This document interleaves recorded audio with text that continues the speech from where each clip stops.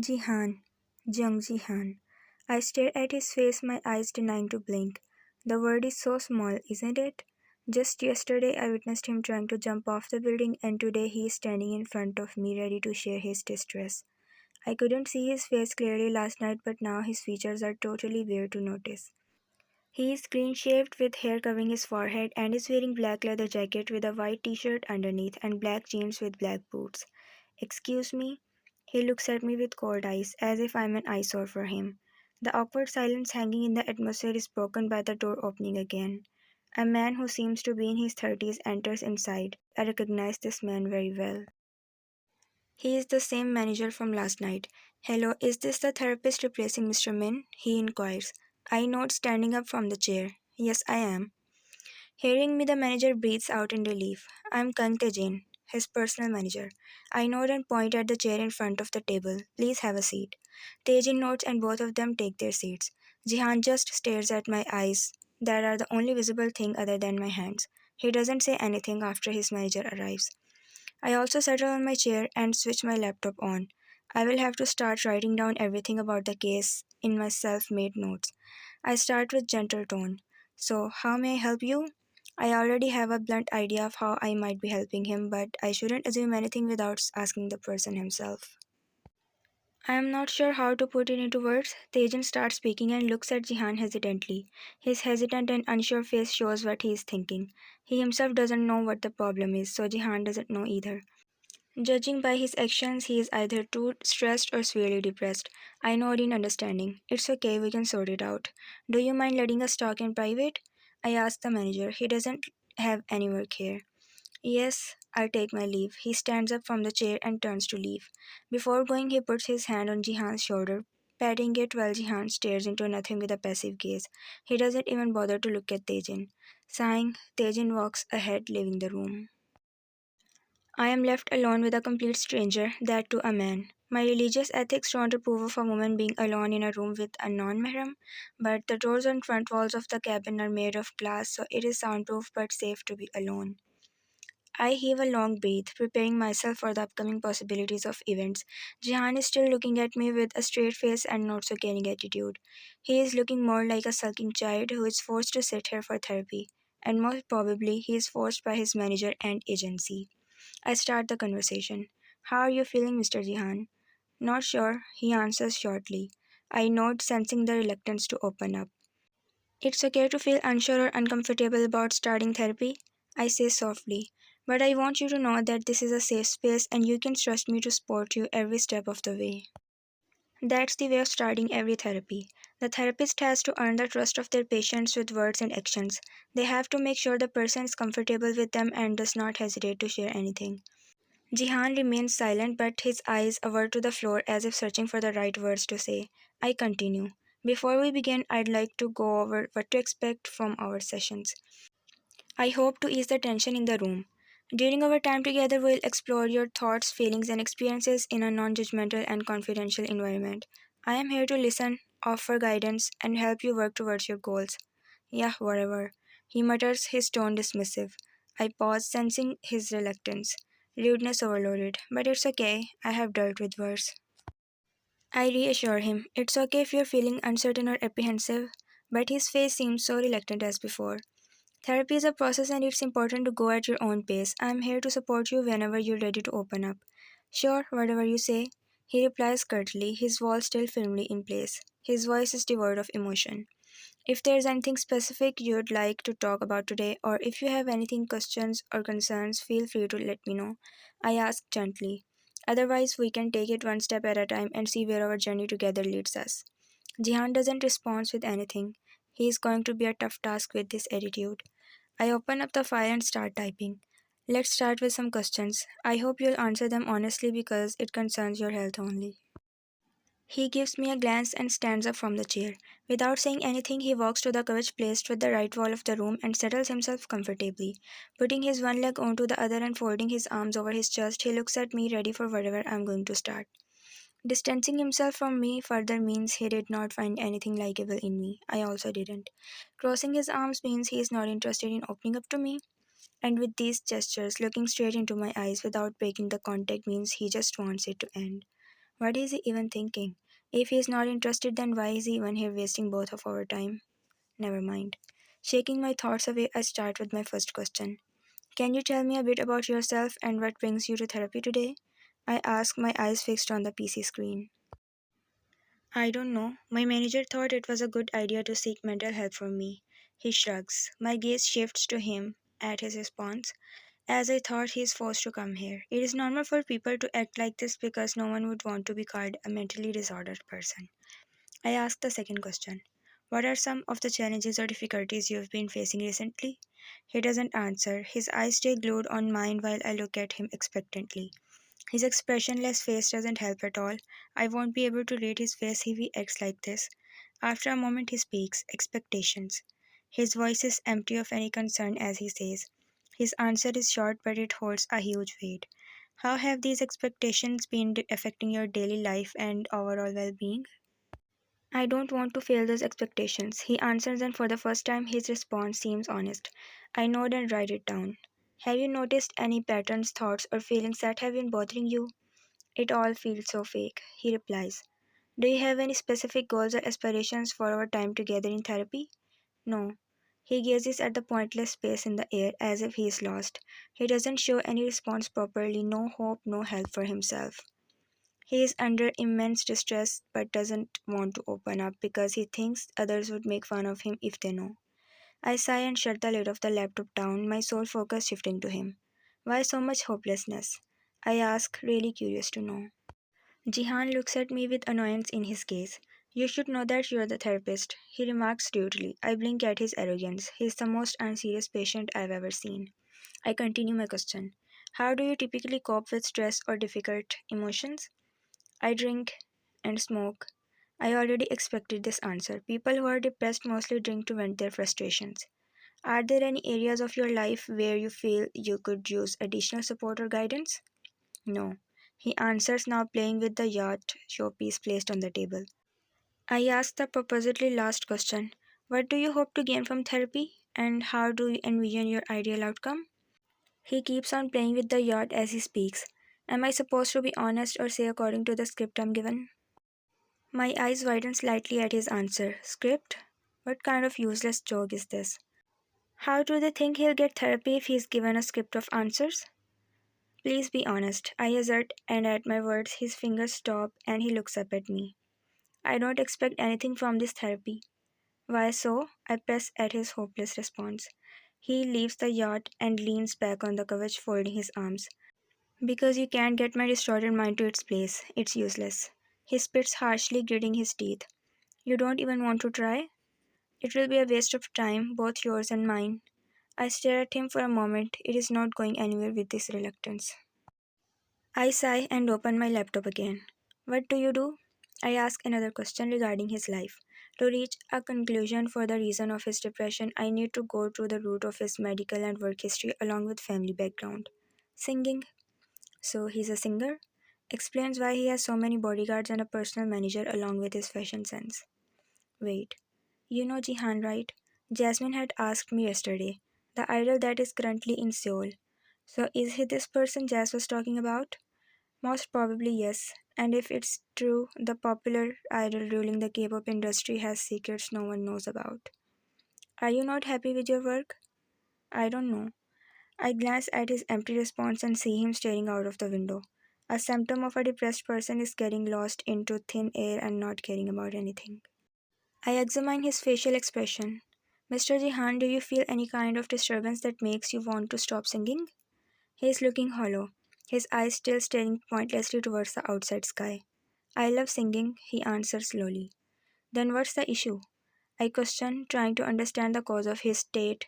He mumbles. So much expectations from me. Expectations. That is the reason for his condition. I have seen many cases beforehand too. Expectations are one of the biggest reasons for a person's depression. When a person is doing their best but the other people have so many expectations that he can't reach, he goes into depression with the fear of breaking their hopes. I get it a little bit. Is there anything else you'd like me to know about your current life? He stares in a doze. What about my life? I am an idol. I have millions of fans who love me. I look at him. Then why did you drink and attempted suicide? His body freezes visibly, his eyes stop blinking, and his shocked face rotates to me. What? He breathes out, his voice low to a whisper. If you have millions of people who love you, you love your work, you have wealth, love, family, a perfect career, then why so much distress? I question, but he still seems stuck on the previous mention. How do you know I attempted suicide? He asks, shocked still evident in his voice. I don't answer, and slowly realization pours down in his mind. It was you last night. He whispers yet again. I just look at him silently, and my silence gives him the answer to his question. His face slowly morphs into anger. Why did you? He stands up from the couch.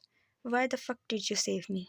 Suddenly he yells, his eyebrows furrowed and frustration dripping down his face. Expected reaction. Do you mean I should have done nothing seeing a man jumping off a building and breaking all of his bones and brains while being drunk? My calm response just elevates the exasperation and he speaks. You shouldn't poke your nose in someone's business unless you know them. You ruined the chance of a perfect accidental death. Wow, what a planning. You want to die but make it look like an accidental death? Why? I frown. He scoffs in disbelief, his face contorted with fury. Maybe you don't know. I have a reputation that I need to hold for the sake of agency. Seriously? I sit back in the chair. You're going to die and still care about your agency and reputation? Then why do you even want to die?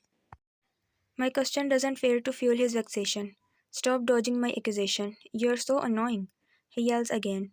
I breathe out and give him a moment to relax. He needs to listen to me and stop getting overworked. Sorry, Mr. Jihan, but it's not annoying to talk about your stress. You should share your problems and worries with someone if you want a solution. How would you expect a successful therapy if you don't want to be honest? He stands silently, just gazing at me without an answer, and after a moment he slumps back into the couch, his hand running through his silky black hair. His face hangs down and he breathes out to calm his nerves. You won't understand. No one understands. No one knows how it feels. No one knows how much it hurts. Because you're not the one going through it, he rumbles. Exactly. We don't know what you're going through because we're not the ones going through it. So you should tell us how you feel. You should share it so that others know how much it hurts you. He looks up at me. Why would I share with a stranger? Annoyance still lingers in his tone. Then share with a friend. I'm sure you must have a lot of friends, right? And there must be someone with whom you can share everything? I remark, observing the change in his expressions. Finally, he is showing some kind of response, and that's what I need for his treatment. Do you have that someone? He asks. I nod. Yes. I have my Allah with whom I share everything and only trust him the most. Jihan chuckles, slowly looking away from me. Lucky you. For me, I don't have any such person. Everyone comes to me only for their selfish reasons. He seems hurt, betrayed. I sigh and make my tone soft. You know what, Jihan? Life is not a game. You don't get a second chance after death. Life is something that you can own only once, so you should cherish the best of it. You should spend your life doing something you like to do, in something that you won't regret. Your life is not worthless, that you sacrifice it just because of some expectations. I uttered, expecting to hear his thoughts upon this. See, you don't understand. He answers with a hopeless scoff. I insist. You need to trust me and share your heart for me to understand. Finally, after a long and pointless conversation, I am successful in getting a reaction out of him, so I need to dig further. I told you it is useless. Even the best therapist from the USA couldn't help me, so how would a? He stops mid sentence, eyeing me up and down. I raise an eyebrow at his action, not really pleased with what he is doing. He looks back into my eyes. How would a girl who doesn't even know how to help herself help me? He smirks and his words make my heart burn with rage. Excuse me? Don't you feel suffocated in this weird dress? He says, a smile coming over his lips, seeing me enraged. Why would I feel suffocated for something that I choose to wear? I declare. He scoffs, laughing a bit before speaking. You didn't choose to wear it. Your own brain is bound by the fantasy created by your religion. Wow, I'm left speechless at his words. How insolent he is. I know he deliberately said this. He wants to anger me so that I don't say yes to this therapy. But I won't let him succeed. I take a long breath, calming my anger. Anger is haram. Auzubillahi minash shaitanir rajim. In a moment, the raging mind is back to peace. He is not a person worthy of my anger. He is just a miserable person himself. I ask him, do you follow any religion? I don't. There is no God. As expected, mostly the people who come to me with such issues are the ones who don't follow any religion. They are mostly atheists who only believe in science and don't have any other activities than working on the life they have. They don't believe in hereafter and so don't work on anything to strengthen their akhirah. So you are someone who judges others based on what they wear? I retort, and for a moment he is taken aback. He wasn't expecting this accusation. No, but your attire seems so abnormal. Thank you. I am proud of my clothes even if they're abnormal for someone. I don't care what others think about me and my religious beliefs. Jihan stands up from the cover, straightening his black leather jacket. I have my dance practice in half an hour. I'll be taking my leave. Saying he turns to leave. Give me your identity card, please. He stops at my voice and turns around. Why? I need to officially sign you up. I say the obvious. He looks at me as if I said something unusual. I thought you were not taking this case. He says more like asks. Why wouldn't I? I utter confidently. Because of what kind of conversation we just had? You think you can handle me? I believe in my ability to cure your depression. If you worked so hard in making me reject you, then please work a bit more and tell your manager yourself that you don't want any therapies if you're so against it. Because I'm not the one backing off. He's really taken aback by my answer. Very well, he wasn't expecting that. Your identity card? I press again. He rolls his eyes and takes his wallet out, giving me his ID card. I read the information over it. Jung Jihangir. I thought it was Jihan. I ask. His name is something else on the ID card than what the word knows. It is Jihan for you too. He answers annoyed. I roll my eyes inwardly and type his data into my PC. After completing my work, I put it on the table. Here, you're going to come once a week every Saturday for an hour-long session. I hope it's okay with your busy routine, I inform him. He grabs the card and doesn't respond to what I said. What is your name, Miss Therapist? He asks, really so very annoyed at me. Anam, I tell him my name. He chuckles. Anam Kara? Anam Fatima. I correct him with a frown. He laughs to himself and turns around, leaving the room. I breathe out, looking at the closed door. Ya Allah, what kind of man is this? Please let me stay away from trouble and let this case finish peacefully. After offering my Fajr prayer, I recite the Holy Quran as usual. Every day I recite the Quran and read some verses with translation. Only the recitation is not something that will be of any help. What's the point of guidance from the Quran when you don't have an understanding of what you're reading? You get good deeds for it, but Hidayah doesn't come to you by itself. You have to work to find it. I look at the wall clock. It's 7:02 a.m. Jasmine would have slept after Fajr as usual. I'll have to wake her up for university. Last night she had already informed me about her being late, so I didn't stay awake. I don't know when she returned. Knocking the door of her room slightly, I enter inside. She is lying on the bed, her hair sprawled on the pillow and her back facing the ceiling. This girl. I walk closer to the bed. She didn't even change her dress from last night, and her stuff is also scattered in the room. I shake her lightly. Jazz? She groans a bit but doesn't wake up. Jasmine, get up. It's time for university. I'm going to prepare breakfast. I say and shake her again. She is not a heavy sleeper. Usually she'd wake up at the first call, but guess she is too tired today. The hangout must have gotten long. She moves in sleep and turns around, laying on her back. Her eyelids slit slightly and she looks at me. She still isn't awake. Ya Allah, this girl. Girl, you're going to skip university today? I ask. She finally opens her eyes. What time is it? She slurs out. 7:05. I answer, looking at her bedside clock. She rubs her eyes and sits up. But as she sits straight, her hands reach to her head and a painful groan leaves her lips. What happened? I ask. She hisses. My head is bursting with pain. Headache? Early in the morning? I touch her forehead. Her temperature is normal. Are you sick? I ask. No. Her voice comes out to be shaky. She is not fine. Lay down. I push her shoulder slightly and make her lay back. When did you sleep last night? You're having a headache due to tiredness. I pull the divot up to her chest. She shuts her eyes again. I don't know. I'll prepare breakfast and medicine for you. Saying, I leave the room to prepare breakfast for her. After a few minutes, I go to her room again and give her the soup along with medicine for the headache. It's better to stay at home today. Her internship is going to start this Monday. It would be evening job from 3 p.m. to 8 p.m. and along with That she'll attend the last semester of university. A tiring routine. Did you enjoy last night? I asked as she slurps onto the soup. Her eyes turn to me at my question and her face turns blank. She even stopped drinking. Oh well, it didn't go nice, I guess. She answers, it was fun, but I don't find any enthusiasm in her voice. She doesn't know how to lie. I get up. Rest at home today. I have to go to the hospital. Anam, I stop at her voice and look at her. She is looking at me innocently. My cute little girl. She puts the bowl on the side table. She looks away. Nothing. She wants to say something, but she doesn't say it. What can it be? She doesn't usually hesitate in front of me. I sit back. What is it?